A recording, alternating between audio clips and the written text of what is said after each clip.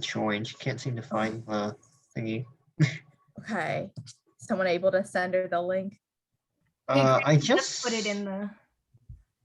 Yeah, I just sent her the thing. It seems like she's having some trouble getting in though. Okay. Do what Sonia said and tell her to hit start the meeting because it keeps saying that we're the host, but we're not. But if she just clicks it, she okay, can. cool.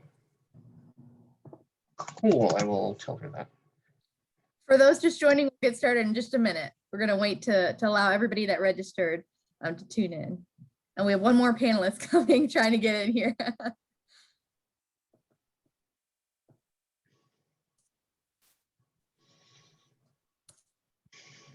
Cool, all right. There we go, hi. Thanks for joining. We'll get started in just a minute.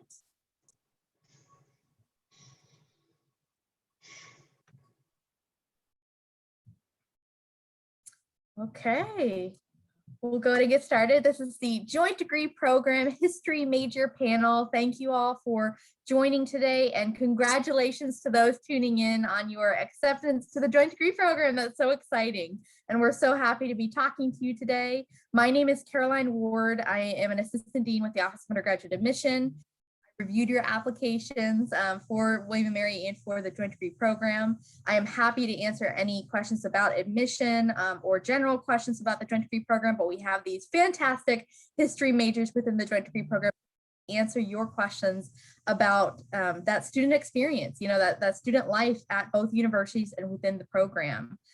So feel free to drop your questions in the Q&A box. So if you look at your Zoom screen, you're going to see a Q&A box next to a chat box, you know, next to all these other options. Please try to drop your questions in the Q&A box. That way I can just kind of go down your list of questions and moderate the panel, and then we will go ahead and get started. So I'm going to let all the students here introduce themselves, and then we'll get to the Q&A. So Sonia, why don't you take it away?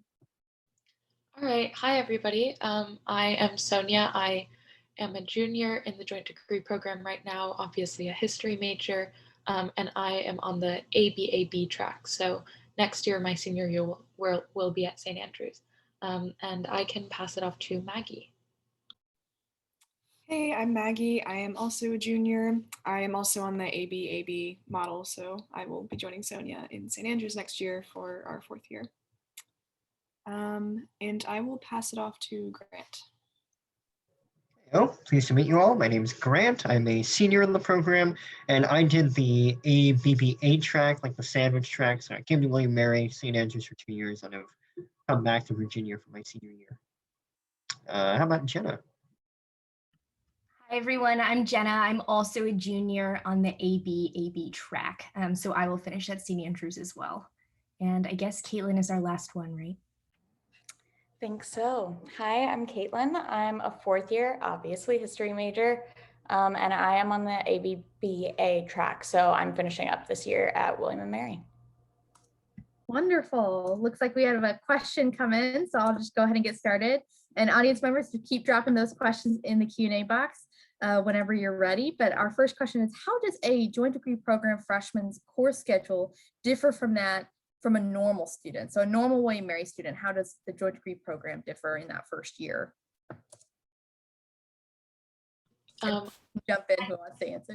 Yeah, I can jump on that one. So a joint degree student has to take 31 credits in their first year at William & Mary because there's a requirement that you take 61 credits at your home institution, which would be William & Mary.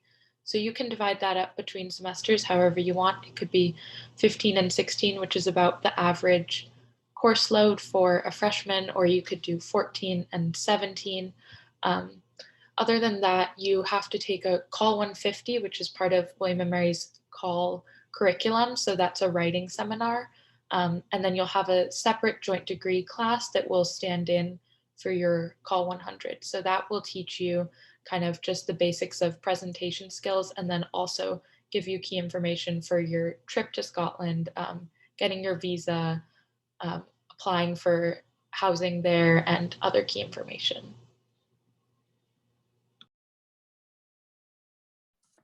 Great, thank you. Looks like we have another question. So I think this is one that can be posed to quite a few panelists here, but what made you decide to pick the ABBA or ABAB track?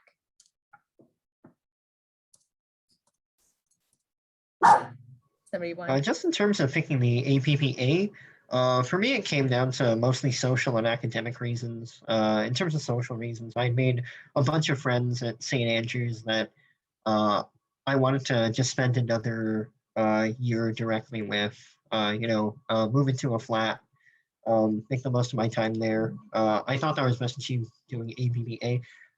And I also really wanted to write an honors thesis at William & Mary. The process is a little bit different from St. Andrews. I saw it as a bit more intensive, and there were people I specifically wanted to work with at William & Mary. Plus, with grad school and jobs and all that stuff, I figured I'd probably do that stuff in the US. So graduating in the US would make that just a bit easier. I can jump in as someone who did ABAB. I think mine was a lot because when I was a freshman, I didn't really like the idea of like not coming back to William & Mary until my senior year because I had a lot of friends at William & Mary and I wanted to be able to see them again. So that was one factor, I think. And then also, the process for doing a dissertation your fourth year at St. Andrews is different from doing an honors thesis at William & Mary. And there are definitely pros and cons to both, kind of like Grant was getting into, but I think I was more interested in doing that at St. Andrews. You get kind of more time off to do it there, like to really focus in on your dissertation, which is what I really like. The thought of like having fewer other classes to distract me. But yeah, I think there are definitely like advantages to both in that sense. For me, for ABBA, my reason pretty much ended up being the same as Grant's, at least on the social aspect side. It wasn't like that originally. I was pretty nervous going into the program, actually. By pretty nervous, I mean very, very nervous, which is, it makes me laugh now looking back. But I felt like I wanted to make my path a little bit more cyclical. Like it would have felt like a proper end to be back where I started. Now looking back, I'm glad that I did it the way that I did because of the fact that I got to spend more time with the same people. I felt like I really made strong, long-lasting friendships, and I had a little bit more time to not only get adjusted, but feel adjusted for a little bit longer. So that was my reasoning.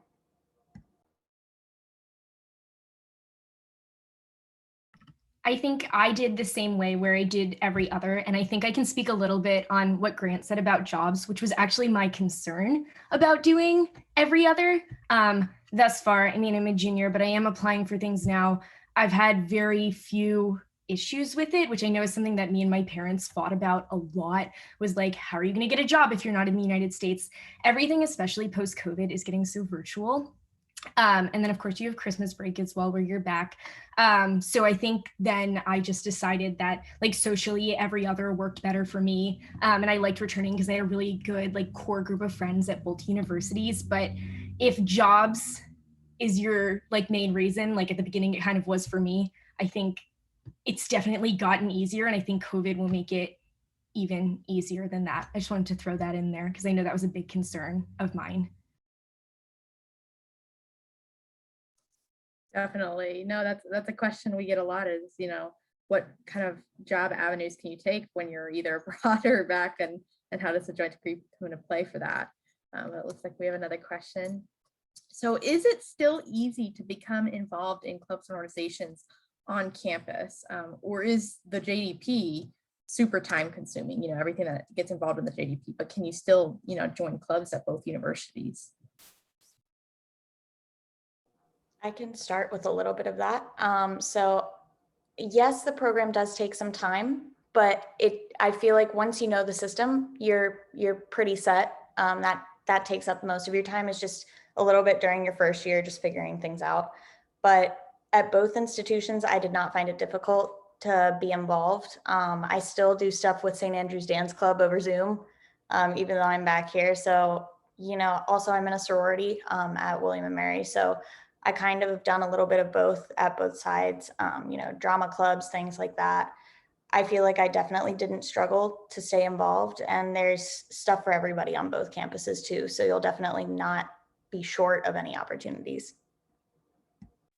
Yeah, I'll also say that while you do have requirements as a GDP student that other students at both universities don't have, that that doesn't necessarily mean you're doing a crazy amount more.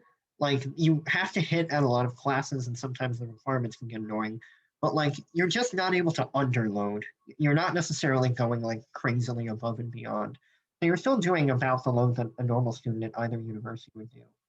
And student societies and clubs are super active at both universities.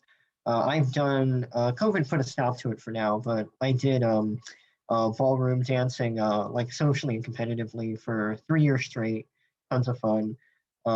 And throughout my time at both universities, I've also been on the staff of James Blair Historical Review, which is our history journal here at William Mary. I'm currently editor in chief. So, you know, it's a matter of time management. You're basically a normal student in each school. You just gotta, manage your time as any other student would in order to have the time to be involved with these things. There's a lots of fun to be had. Oh, go ahead, Sonia. Okay. Yeah, I would say just if you find something that you really, really love at one school, going to the next school the next year doesn't mean that you're going to have to step away from that. So for example, I do research on campus at William and Mary, and I am going to be able to keep doing that work next year when I go back to St. Andrews, because so much of it is remote right now that it's not a huge imposition to have meetings while I'm abroad. And so doing things like that means that you can really stay connected to both schools even while you're at just one or the other. Yeah, and I was just gonna say, like, kind of similar to that. I don't think I've found like time constraints to be an issue. Like Grant was saying, I don't think JDP really takes up that much more time than if you're just a normal William and Mary student. I think the biggest issue is just kind of that, especially if you're on an AB model, like going back and forth and kind of having to like keep up with clubs on both sides is kind of unfortunate. And like, I think that was one like downside for me in doing this AB one. But overall, and especially with COVID, as more things are getting remote, like it's not as hard as you expect it to be to kind of like keep in touch with clubs that you like on both sides. So yeah, you can still get involved pretty easily and maintain those connections. Yeah, and I sort of had a unique experience. I played a varsity sport at St. Andrews, which was, like pretty typical 7 days a week type hours, and you're competing in like the Scottish national system. And I actually found like I cannot recommend enough joining something that you're really passionate about, because especially when you're doing your second year at St. Andrews, it is like so important just socially that you're part of something, and that's how, like social activities are run through sports or clubs, and it is much more like ingrained into the culture. A lot of people, like I'm living with people from swimming next year and things like that. So not only is it like pretty easy to stay involved in clubs, but I would so recommend you do it. And I think everyone else here would say the same thing. That's great. And then our next question is, do you feel that the joint degree program in history, rather than only a William Mary degree in history, will help you stand out as you search for jobs? So going into the job market, do you feel that the joint degree program has really stood out on your resume or in interviews? And then also kind of tagging along with that, looks like part 2 of that question is for the seniors, what direction are you thinking about going after you graduate? Yeah, I mean, the way I see it, it's a win-win, right? I mean, you already have a William and Mary degree. The joint degree just makes it look more impressive. I'm not an expert on jobs or anything. I don't know if I should be consulted on that, but you can sell it as studying abroad, making connections at home and abroad, especially if you want to work in like the UK or Europe. The connections there, and this was the question that asked about senior career paths, right? Yeah, so I am pursuing a PhD next year at the University of South Carolina. And a big part in my application was really selling myself on, hey, I've been exposed to all these different academic methodologies. I know my stuff. I can operate in different environments. And I had recommenders both at William and Mary and St. Andrews. So it's about how you sell it. And I'll also throw out there that, of course, it's just it's a lot of fun to just meet tons of people from different places. Like you can think, like if you're thinking it as like glass half empty, you can be like, oh, I don't have like all the opportunities or as many friends as most schools. I like to think of it as doubling on everything. Yeah, it's about how you approach it. But in terms of standing out on like job or internship applications, I only see it as a win. For me, I definitely agree with that. A big part of why I chose to do the joint degree program was because I knew as a history major, I was going to need something special to help me out. So I haven't been able to put it to the test yet. Hopefully I will, and I can get back to you with some success. But ideally, I actually went into it for the sole purpose of hopefully this will help me stand out as a history student, somebody who has experience on 2 different continents with 2 different types of histories and 2 different ways of doing history. And like Grant said, you know, double the professionals that you encounter, double the people who you can network with and that are just friends as well. You have more experiences, more opportunities, and you can talk about how you flipped, you know, back and forth and you still did it successfully. I mean, it makes you come off very, very well-rounded and makes you look really impressive. So if it's something that you can find joy in, I definitely think that it's worth it. And I think that people will notice that. And like Grant said, especially if you're selling it to people, people will see that it was something that was a big deal and definitely different from study abroad too. For me, my current plan is to actually go into a gap year. I wasn't too sure what I wanted to pursue immediately with my history degree. I knew I didn't want to be a teacher, but I wanted to kind of take time to think about it before I started applying and making myself make a rushed decision, because that's what it would have been for me, you know, on like whatever I wanted to pursue. But I have decided I want to do a gap year, and then my plan is to reapply to St. Andrews for a master's kind of on their museums track, and hopefully work over in the UK for groups like Historic Environment Scotland or things like that. Yeah, sorry. Go ahead. Oh, okay. I just saw Grant's comment, what he said. And yeah, like the first question I've been asked in pretty much every interview I've ever done is, so tell me about this joint degree program. Like, how are you doing these 2 things? And it does sort of make you more interesting. My like academic mother just went to law school out of the program after last year, and they fully admitted to her, they were like, we weren't super impressed with your grades, but we thought it'd be really cool to have someone be in this program, like from this program. So I do think it makes you a little bit more interesting. And then just like the international aspect, you almost have a little bit of like a international relations thing going. I know people who've like done consulting out of this, and they're like, I know that I can trust you to move wherever I tell you because you switched countries every other year. So I think that those are like definitely selling points as far as that aspect. Yeah, and just to add, if you're worried about knowing how to market your degree, the Cohen Career Center at William & Mary has a JDP fellow who is specifically working to help joint degree students market their degree, know how to frame it on their resume, get connected to opportunities abroad. And they work with the Career Center at St. Andrews too. So there's tons of student support at both career centers on both sides that can help you kind of make sure you know what points of the joint degree program will be strong points for different types of applications, like your flexibility, adaptability, and everything else that people have said. Yeah, I don't really have anything to add. Basically what I was going to say is that like every like interview that I've had is like the first question is, what is the joint degree program like? Like, how has that helped you? And you can kind of take that and run with it and like sell yourself in any way you want. So it's great. Wonderful. Thank you all. And then we have a question. Are you able to do much traveling around the UK and Europe in general within the joint degree program? Or were you mostly stuck at St. Andrews? But basically, were you able to travel?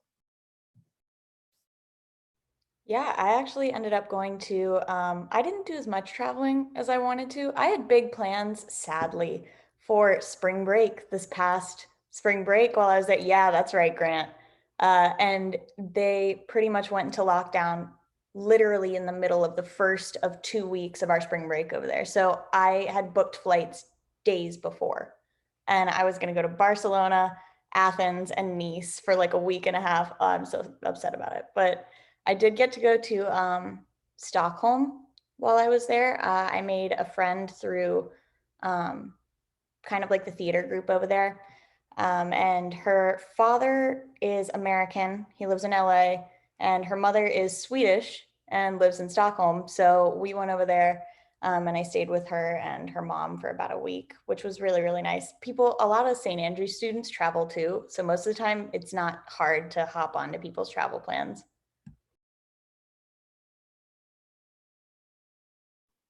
Yeah, in terms of pricing, I know European trips can really seem extravagant, but once you're already at St. Andrews, flights and transport is a lot cheaper than you would think. Like the costly part of any European vacation is getting there. So as long as you have like the basic means for like flights, transport, and maybe like Airbnb, it's pretty easy to latch on the trips. Like a lot of student societies will do trips. I went on like a 4-day trip to Barcelona with the ballroom club, where we just did like hours of dance lessons every day. It was a lot of fun. And St. Andrews also has like weird break timings where they give you large gaps of time where you can travel. Um, like once you get into your third and fourth years, you only have class like 2 times a week for some majors, so you can just travel whenever. There's a week in the middle of October called Independent Learning Week. That's just a week that you can use to travel, and they give you 2 weeks before final exams start. That's a good time to go. Went to Rome my second year. It was a lot of fun. Yeah, I think most of us on the panel have been able to travel quite a bit to mainland Europe also, but I know Jen and I did a lot of traveling within the UK. So my family moved to Oxford my sophomore year while I was living there, and I was able to take the train down really easily or fly. And so they have a Caledonian Sleeper, which is an overnight train where you can rent a bed or just a seat from Edinburgh to London, and you can get there in like 6 hours. And then you can also book flights for like £10. So yeah, I'd say it's really easy to travel, and you can do it really spontaneously. Yeah, I was also going to say like traveling within the UK or even just within Scotland is also a really good way to go, like especially if you don't have like a full weekend that you can devote to traveling or anything. I definitely took at least a couple day trips to like Edinburgh or Dundee or Stirling. I went there a couple times as well. And yeah, there are like a lot of cool sites within Scotland. But beyond that, I also went to Belgium and Norway, and those were also both really cool and like much cheaper than I was expecting. So yeah, would highly recommend. I'll throw this out there too. Ryanair has a like £9, I think it's either monthly or weekly. And it's basically like they just pick a random place where they have extra tickets to. And if you book it kind of in advance. So I went to some really weird places in the UK. Like I went to Sheffield. I kind of hated it, but like it was a trip. And then like Sonia was saying too, like I went to London with either friends or whoever, probably like at least once a month. I mean, London is such an awesome city. And you just hop on the flight from Edinburgh and it's like 45 minutes and you pay, 20 American dollars to be able to do things like that. So yeah, the bigger trips are awesome, and you'll have friends who are studying abroad and are traveling, out of the countries every other weekend and going to these crazy places. But I think the program is special in that you get to do things like go to Sheffield and have like sort of unfortunate experiences, but like someone who's studying abroad in Rome for 6 weeks doesn't necessarily get to sort of travel like that. Awesome. And then the next question is, people would like to know about the housing situation at St. Andrews. So what are the dorms like? What's the housing like at St. Andrews? I think they're overall familiar with William and Mary, but can you delve a little bit into St. Andrews? I had a great housing situation over there. I was very happy. Unfortunately, and this is just specific to me, I didn't have a great housing situation here my first year. It was just disagreements with the roommate. And so when I went over there, I had decided that I wanted a single. And one of the biggest differences, which I'm probably going to take away from everybody else that I can't say it, is that over there it's a lot more common to get singles. So for the most part, you more so have to request if you want a double. If you want a roommate, a lot of people do.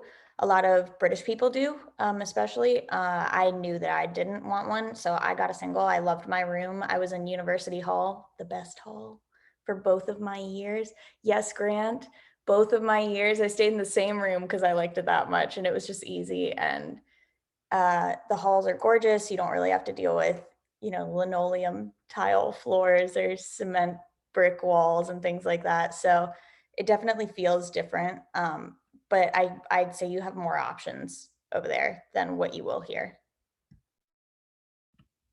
I lived in a single as well, and I feel like I should throw this out as they talk about St. Salvatore's and University Hall. I lived in David Russell Apartments, which is about a mile outside of St. Andrews. However, I loved it. It was like, people are going to scare you so much. Like my friends who are the year older than me, when I got into DRA, they were like, oh my gosh, like this will be the worst. Like we'll never see you again. That's not true. It's like so easy. I think I got a bike. When I went out at night, I would wear running shoes and I'd do a little jog on the way back.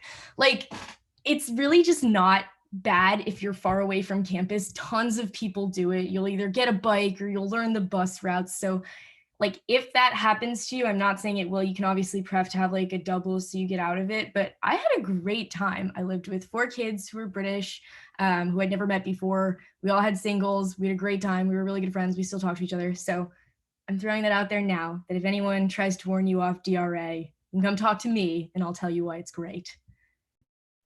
And I'm going to jump in because I also lived in DRA.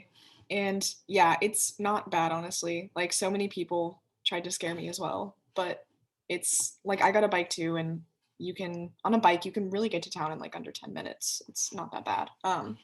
It is kind of annoying if you have classes that are like spread out during the day, because you kind of have to either eat lunch in town or like go back all the way to your flat to eat lunch, which is annoying. But yeah, they're like pretty nice apartments. And yeah, it's more like living, it's kind of more like living off campus almost is what it feels like, because you have like your own kitchen and everything, unless you choose to get a meal plan, which is also an option there. But yeah, it feels much more like independent, I think, than a lot of places in town probably do. Yeah, I had, I guess, the opposite of experience from Maggie and Jenna in that I lived in town, in St. Salvatore's Hall, which is famous for being the hall where Prince Will and Kate met. And Grant also lived in that hall the year before me, but I knew I really wanted to live in the center of town in St. Andrews. And I really wanted to live with a good friend of mine who was also in the joint degree program, who I had met my freshman year at William & Mary. So we were able to request to be roommates, and we both ended up living on the top floor of St. Salvatore's Hall. And it was like such a beautiful room. We had a window seat and everything, which was super nice. And I had a catered meal plan, which is a little bit different from the William & Mary catered meal plan, which in that you can only eat in your hall. So all of your meals are taken in the hall that you live in. You don't go to like other catered halls, which really helps to build the dorm community, because it means that you're eating with the same group every single day for every meal. And St. Salvatore's is not too big. It's about 180 students. So people really find their group there, and you get to spend a lot of time with them. Just to kind of clarify on that, this is a little bit leading on to one of the other questions, but just because we're all talking about it, Sonia kind of hinted at it a little bit already, but the main options are catered or self-catered if you decide to live in halls. Self-catered means you're going to cook for yourself. You're going to provide your own food. They have kitchens in most of the dining halls that you can use. You can put your food in them. You can cook. Catered is, your hall provides your food. But another difference is that there are meal times there. So sometimes if you do have a class that falls over that timing, you just won't be able to eat that meal at your hall. unless you get packed lunches. So they have like sign out sheets where you can get a packed lunch, but you have to kind of sign up for it in advance.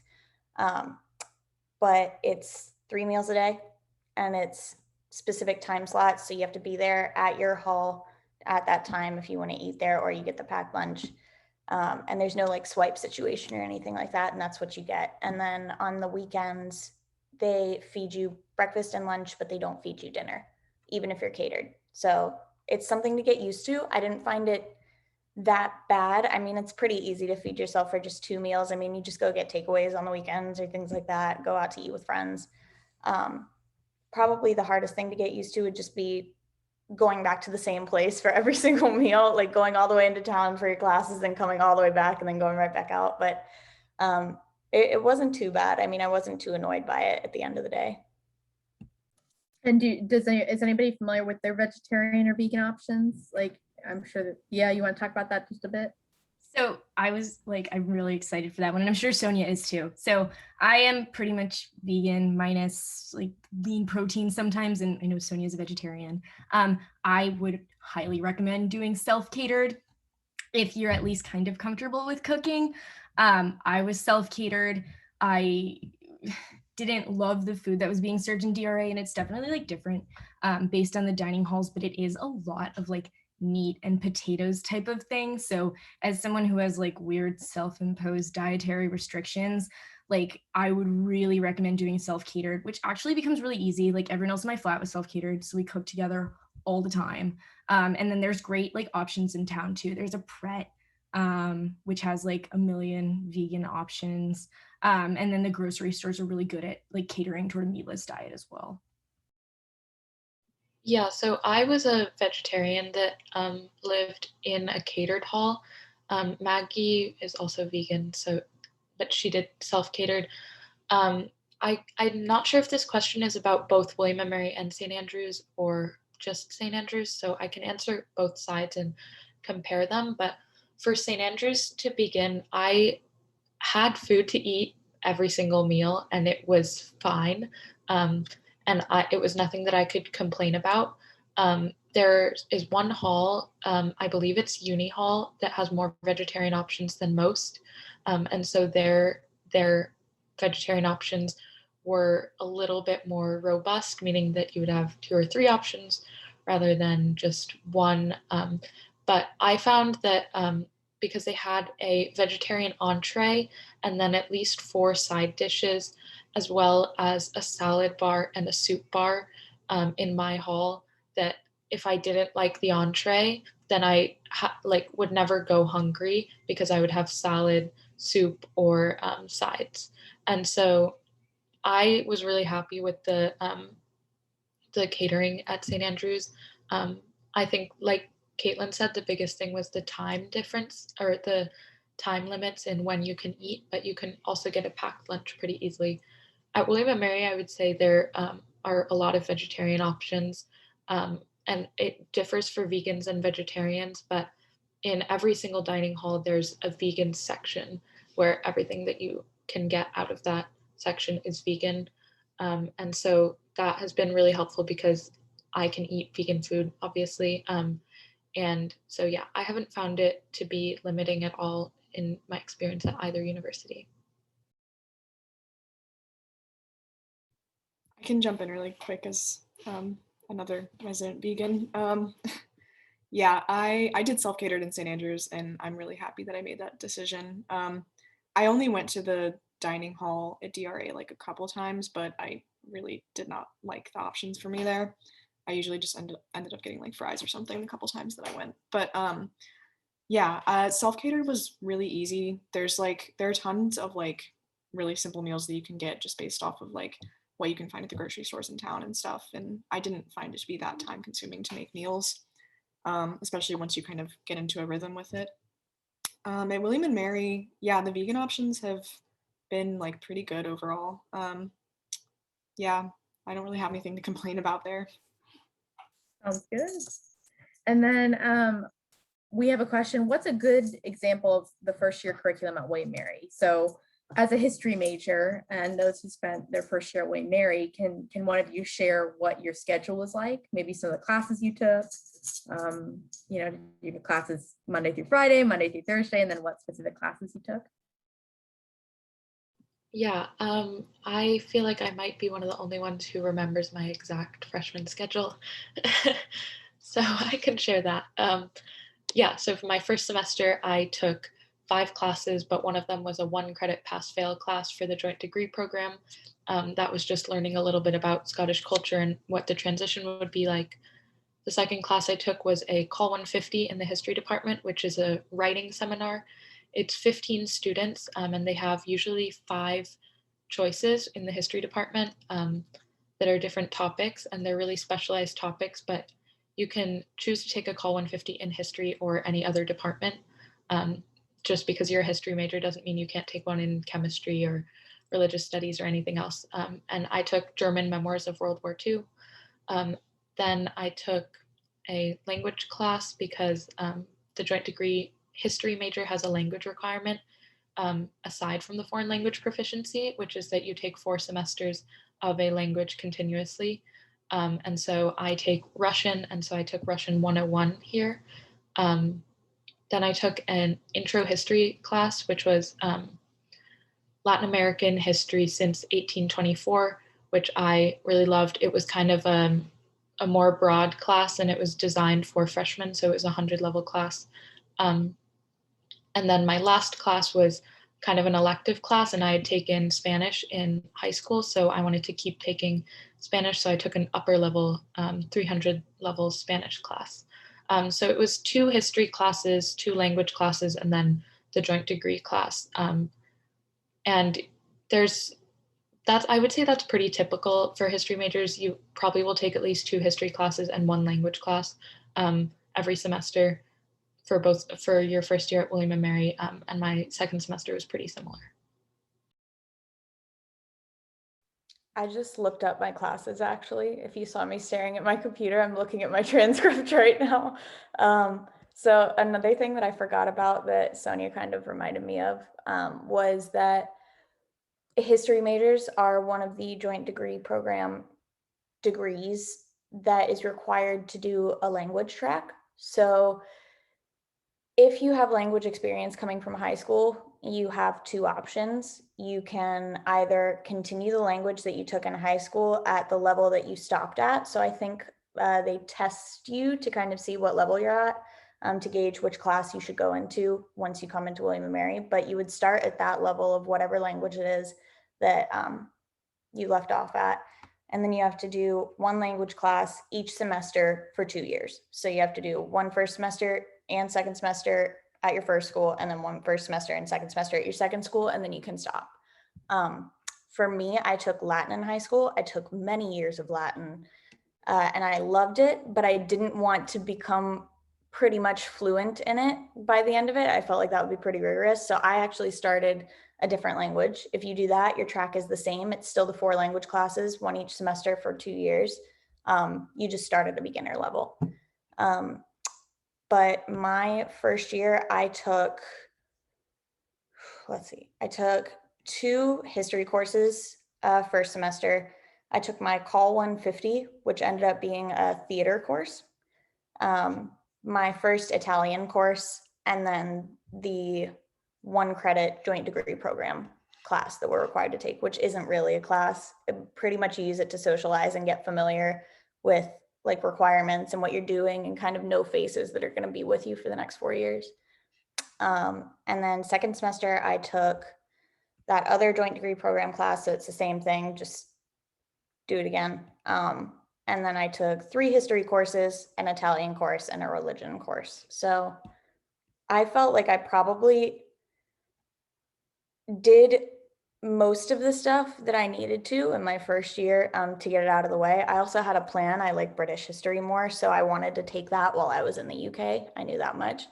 But otherwise, as history majors, which is different from IR kids from what I've heard, you have a lot of freedom in the classes that you choose to take in terms of like history or things like that. Whereas students that are like IR students will be told the course number that they have to take. So you have to take this intro to global politics or whatever they take.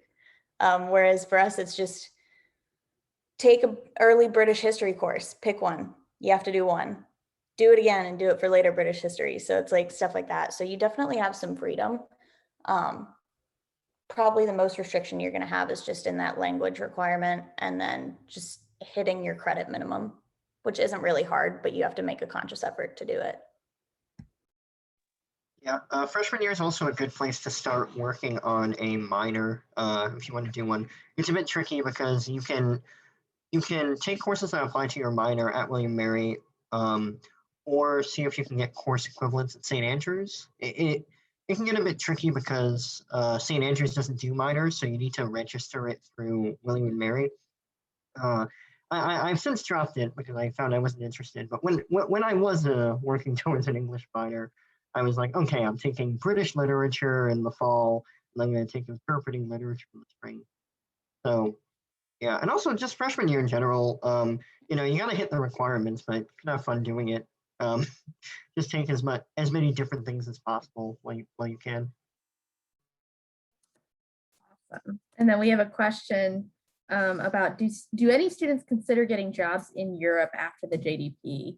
And before you guys jump in, I also want to say for those listening, on the site where you can see all of our admitted student events for the Joint Degree program listed, it gives descriptions of each event and hopefully where you were able to see what time this was available. There is a link on that website that will take you to the St. Andrews website where they talked with alumni of the Joint Degree program, both on the St. Andrews side and the William Mary side, and you can really get to know their stories as well. But do you all want to share, do students get jobs in Europe Europe and the UK after doing the Joint Degree?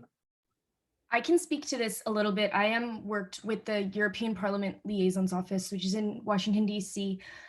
It depends. So if you want to get a job in the EU, now that obviously aware that the Great Britain is not in the EU anymore, but it's very difficult without EU citizenship because there's a path to traineeship through like EU affiliated organizations. So that's a little bit difficult. I mean, we know plenty of people who ended up in the UK or like did a master's in the UK. I'd say one of the problems is that people in the UK and just kind of in Europe in general tend to do a master's much quicker after their bachelor's degree. So they tend to like jump into a master's and then they do a traineeship. So in that regard, it can be a little bit difficult, but people definitely do. I mean, people definitely stick around and try it. And then again, too, like those US consulting jobs or US, being like a foreign service officer or something like that, a lot of them end up back in the UK and maybe they're like a better candidate for that. Yeah, and sorry, Maggie. One of the benefits of the Joint Degree program and having a visa to the UK is that your visa lasts until 6 months after you graduate. And so I am graduating in I think June 2022. And so I'll have my visa until the end of 2022. And so if you're looking for a job in the UK, that's a huge benefit because you don't have to have a visa included in your offer package because you already have the right to work in the UK.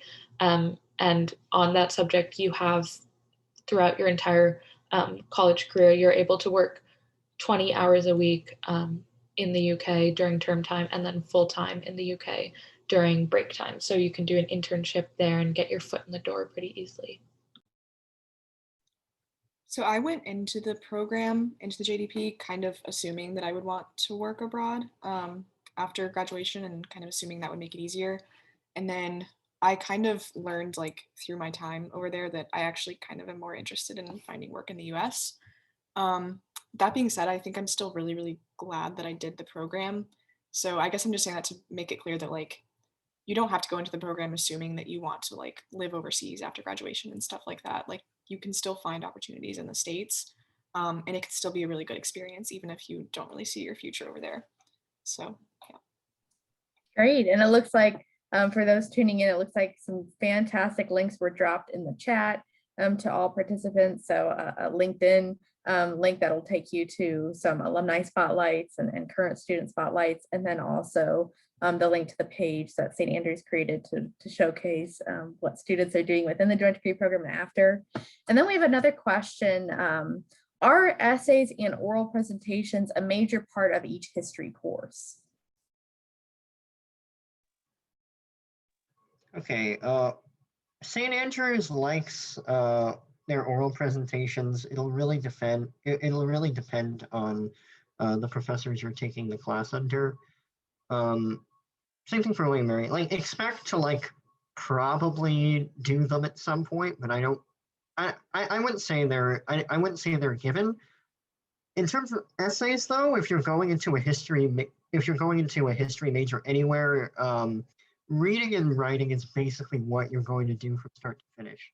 There is no escaping the essays. If you don't like writing essays, as much as I love history, I'm not sure if I would recommend. I will add, I guess this isn't completely related, but there are tons of writing resources at both schools you can use to improve your writing. Try to think about like how to write best for like William & Mary professors versus St. Andrews professors. The program itself also has peer advisors and degree representatives who are happy to help. I'm one of them in helping you.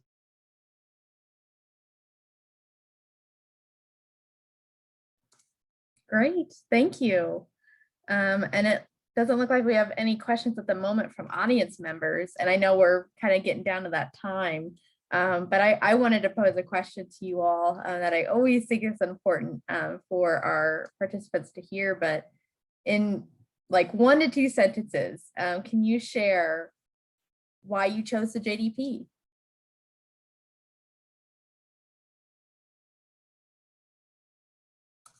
Whoever can jump in, feel free to. And it can be like more than 1 or 2 sentences. I just always like to keep it a little short to see if people can do that.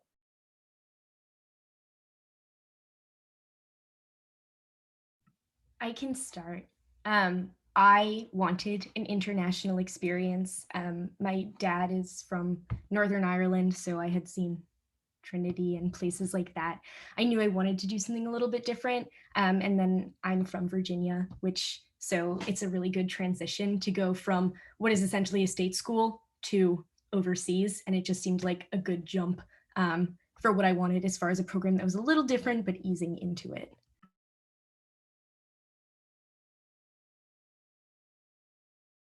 As selfish as, oh, do you want to go ahead? Okay, cool. I was going to say, as selfish as this sounds, I can't think of a different way to word it. I wanted to be special. I wanted to be unique. But also, and it's really weird thinking back because I'm not being dramatic about this at all. I was terrified. After my first year, I remember crying on the back porch of my house at home because I was terrified to go over to St. Andrews. And looking back, that's absolutely ridiculous because I sobbed the first time I had to come back. So my reasoning was different from what my reason would be now. I mean, it's the same, but also I have different reasons for why this was the right choice for me. At the time, I wanted to stand out. I wanted a little bit more of an advanced curriculum. I wanted something special, something different, which is all really, really valid. Also, the whole job prospecting. As of now, if I had the knowledge that I do, my reasons for doing it would be that you're part of a very special, very close, very tight-knit community on both sides of the ocean. The people who do the program with you become kind of like family in a weird way. Like, I'm not super close with all the history majors of my year, but we all have a mutual understanding that we're part of something that's different, and you feel really accomplished and you feel like you're really prepared. I feel like is a fair statement. Even if you don't know what you're going to do, like me, like I had no clue what I was going to do, but I felt pretty confident about the fact that I could do whatever I wanted to do. I felt like I had options. So I can't recommend this program enough. Yeah, I'm gonna say the exact same thing as I say in that one promotional video on the webpage I'm on. I picked the JDP because I really wanted to just really expand on a college and life experience that would get me out of my comfort zone and expose me to lots of new ideas, new people, new places, new things. So I'm like, all right, let's throw myself out to Scotland, a place I've never been before, try something new there.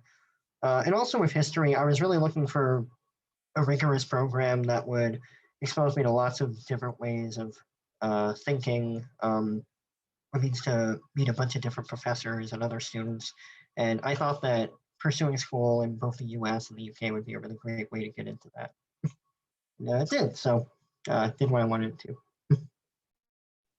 Yeah, I think I grew up in like the same house, like lived there my whole life until I left for college. And I think I just really wanted something different and I wanted to meet a new group of people and just like really get some new experiences. And I think the joint degree program was a really good way for me to be able to go abroad while still having like an American degree as well. And like in case I wanted to come back to the States after, which it turns out I do. So yeah, I think it's a really good program either way for your future. It kind of gives you the best of both worlds in that you can get that international experience, but you're still familiar with like the American education system as well. And you have lot of opportunities there too. So Yeah, I would say, I mean, this is like such a hard question. I know that this is probably the most commonly asked question, but it's so difficult for me. But I think that at the end of the day, you have like double the opportunities, double the resources, double the professors, double the experience. And in terms of life experience, you probably have 10 times the life experience of another college student that stays in one place for 4 years. And that's something that I think has really challenged me and grown and shaped me in the past 3 years. So I'm really grateful that I've done it.